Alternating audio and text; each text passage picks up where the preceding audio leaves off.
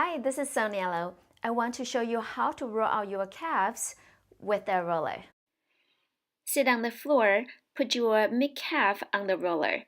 Start bend and stretch your legs. You can increase the range. Cover your upper and lower calves, but do not roll onto the back of your knees. If you want more pressure, put one leg over the other.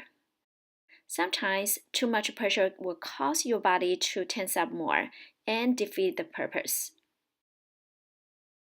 You can rotate your legs out to get the lateral side, which is the outside of your calves, and then the medial side, that's the inside. If sitting on the floor is not great for your back or hips, you can do this lying down. Roll slowly, allow your muscles and connective tissues to make the change. I definitely get better result if I slow down. Let's try the other leg. Try your upper, middle, and lower calf. Also try the lateral and medial side of your calf. Again, not directly on the back of your knee.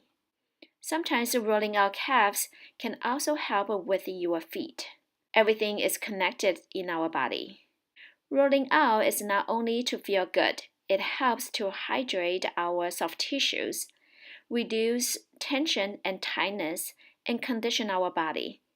If you like this video, please subscribe to my channel.